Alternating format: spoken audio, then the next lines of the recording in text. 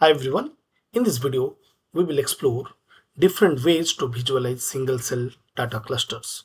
And there are three methods like the PCA, UMAP and tSNE. These are the popular method by which we can visualize single cell clusters.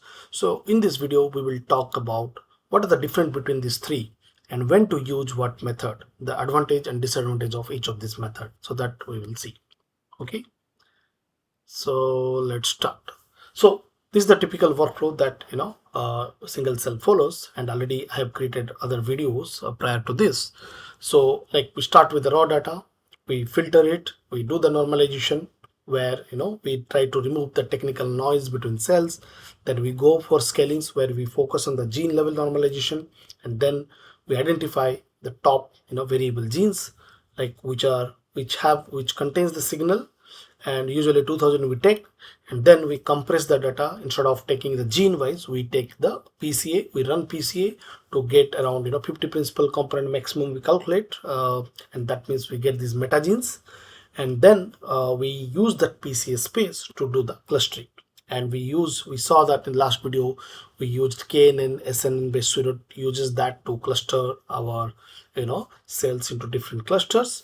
And so now how to visualize the cluster, that's the next step. And there are different ways we can visualize. So one is we can use the PCA itself to visualize the cluster, and alternately we can go with UMAP and tSNE. These are the two other alternate approach to visualize the clustering.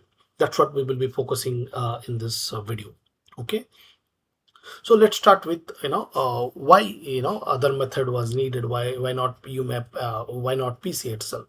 So that's what PCA alone is not enough. Why? Because PCA is a linear method, whereas UMAP and tSNE are the non-linear method. So when I say linear method, so basically how PCA works, last time we have seen in the last video that it tries to find the direction where you have maximum variance is there, right? So that's why it will try to find the linear relationship between the variables, right?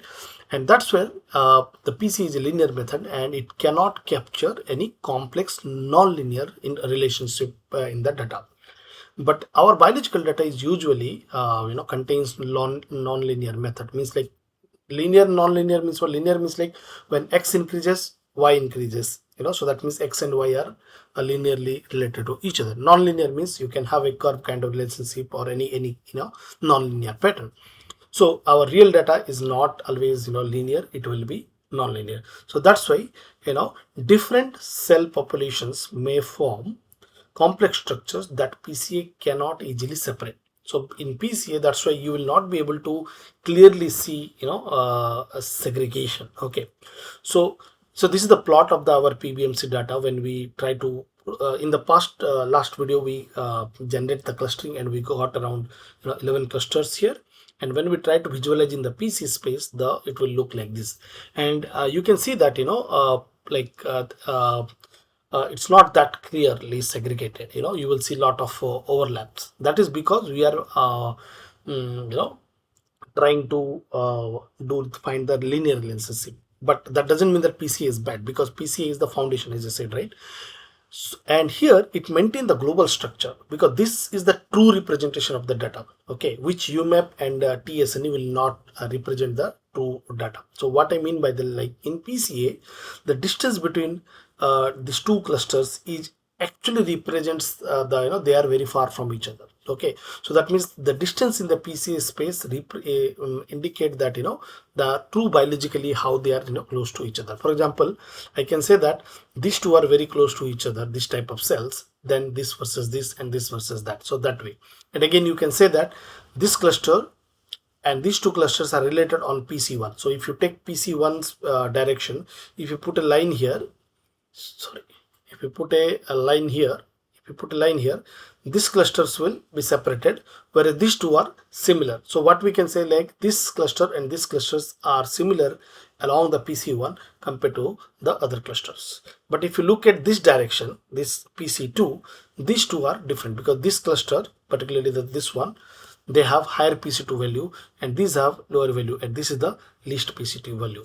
So what it indicates, like so it preserves the global structure. That's a very, very important thing that PCA do.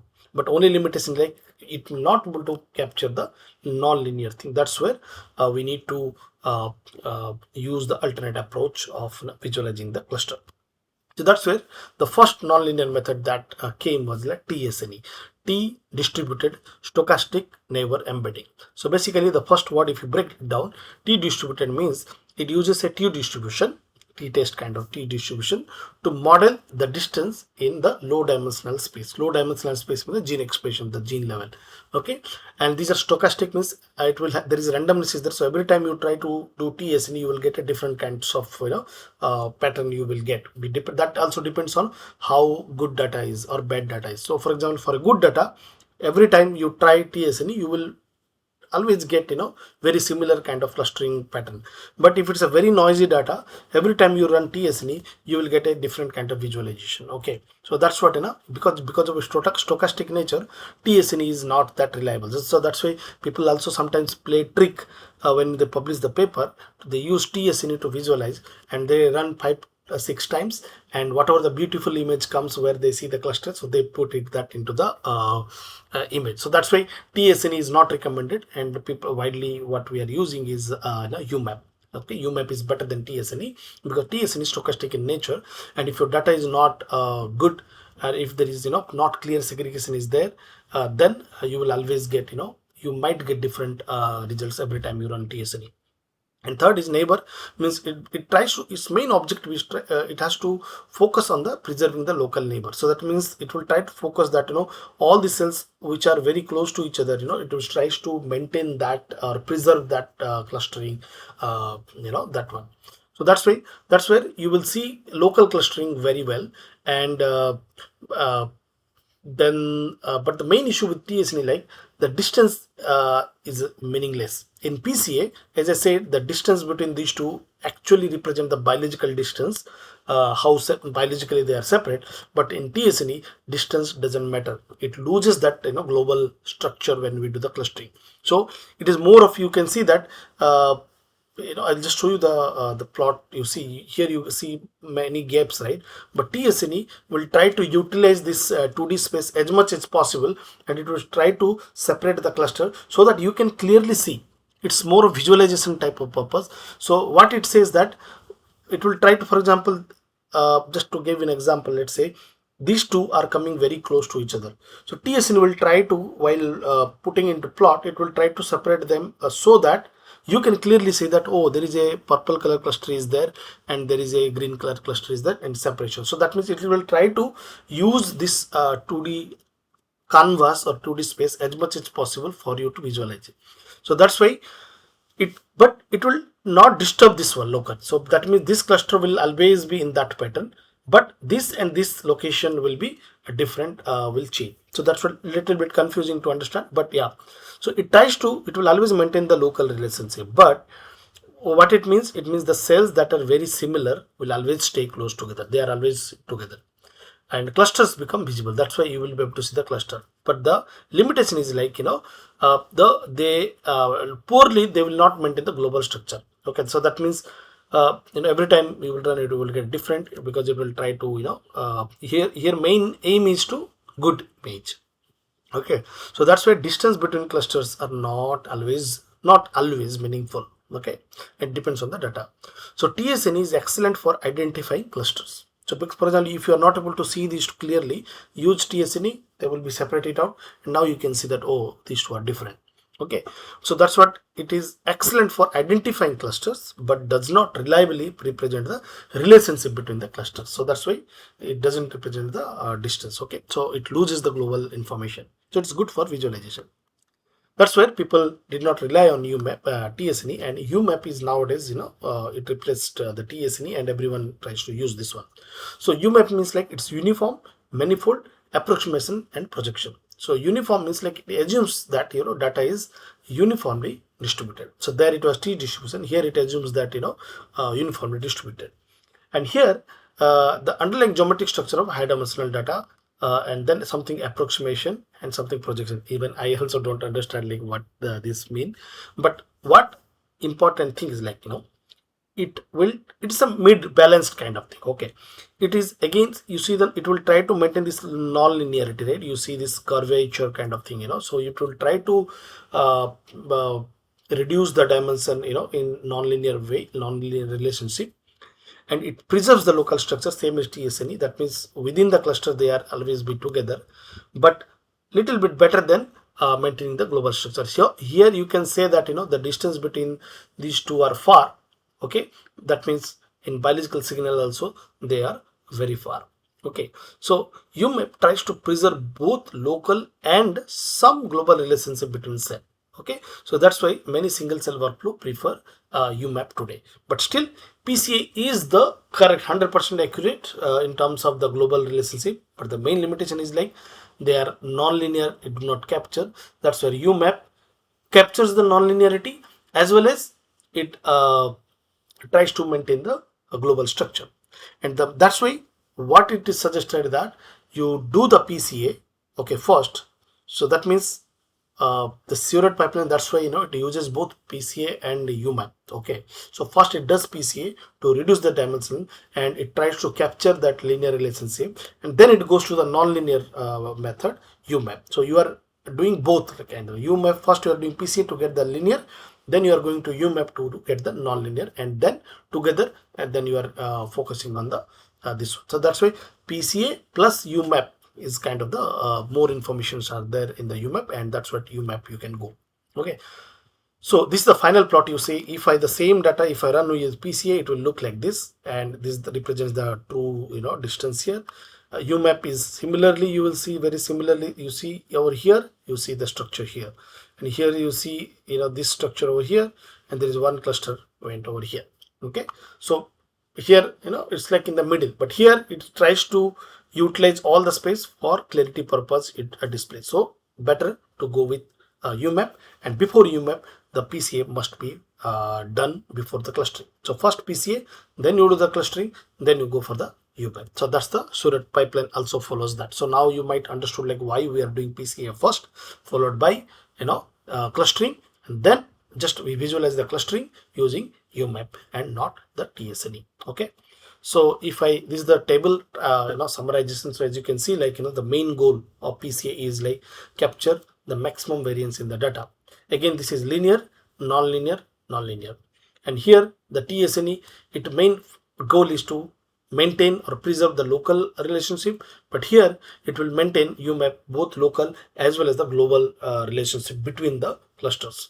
And PCA is for data pre-processing and analysis, and tSNE and UMAP are the more towards the visualization. So they are not analysis. So if you don't do PCA, these two are meaningless. So that's why PCA must be done for as analysis, then you go for tSNE and UMAP. And speed is very fast, and tSNE is very slow when you have large data set. That's where UMAP is super fast compared to tSNE. And if in terms of global structure, PCA maintains global structure and tSNE not, so that's why it is very distorted, whereas UMAP it is better than tSNE in terms of preserving the global structure, but it is not as good as the PCA. But still you go with the UMAP because it maintains the global as well as local as well. And local structure here is moderate, here is very strong, and here also very strong. So that's the difference in PCA. Because of linearity, you are not able to maintain that global structure, local structure properly, but here in UMAP you want to maintain that cluster together. At the same time, you are trying to undo the distance, and that's why in cluster separation, because of PCA, you will always see this kind of overlapping plot. But the same thing, but in UMAP you will see the difference, because here local is very important, and also cluster separation is also important. Okay, and reproducibility, it is deterministic. Okay, and that means every time you run PCA you will get same kind of results, but tSNE is stochastic, and every time you will get a different result, but UMAP is comparatively more stable results you will get. So that's why UMAP is more preferred, as I said. And yeah, so that's all. So let's go to practical over here. The tutorial is the same way. So you run after this clustering is done. So we have done this find neighbors, which we calculated the neighbors, and then we did the clustering, and we got some clusters over there. So next you just run the UMAP. Okay, So in the previously I have done let's say so let's go to PBMC reduction. So what all reductions we have? Only we have the PC reduction because we have not done the UMAP and tSNE. So there is a function called run UMAP and run tSNE for running UMAP and tSNE, and here you can specify how many dimensions you want, okay, to use in the data. So let's use both. My bad, I used 20 here, so sorry, 10 and 20. So I run UMAP, let it run, and then we are running run tSNE.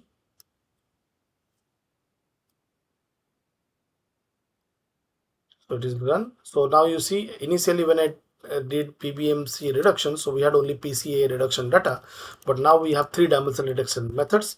One is the linear one, the PCA, and one is the UMAP, and one is the with the tSNE. Okay, so usually we get two UMAP, always UMAP 1 and 2, tSNE 1 and 2, but for principal component we'll get 50 PC component, so like that. So usually we'll get two axes for UMAP and two axes for tSNE, and with that it tries to visualize. Okay, so now we can do this dimension plot. Here we can specify what reduction you want. So if I go over here, it will now color me those 10 clusters with the PCA plot, but the same if I go with UMAP, I will get some better clustering, but the distance you see same as the PCA, but here you don't see the distance at all. It is tries to clearly utilize that the space to see.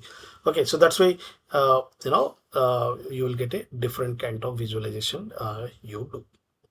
So that's what. So in short, what we discussed, like when to use PCA, tSNE, and UMAP. In short, PCA first, then clustering, then UMAP. Okay. So I hope this was useful. So next, what we will go, next step of the Seurat pipeline is the main critical one. So now we got the clusters. Okay, so we had got 10 clusters. So now what we need to do, we compare this cluster with that cluster and try to find the differential gene expression to identify the marker genes. So that's what our next video will be focusing on. But one thing before that, important warning that I want to say, like what Seurat documentation says that, so all these visualization method, UMAP and tSNE, they preserve the local structure, distort the global relationship. So that's why cells that appear far apart on a UMAP plot may not actually be far apart in the original high dimensional space. Okay, so that's why biological conclusions should not rely solely on the visualization, and that's where we just visualized, and next we have to do the actual statistical method next to compare each cluster versus other clusters to find out important crucial genes and see whether any these clusters are really different or not, and we try to find in the marker genes. So that we will talk about in the next video, where we focus on the marker genes. I hope this video was useful, and if yes, I'll see you in the next video. Thank you.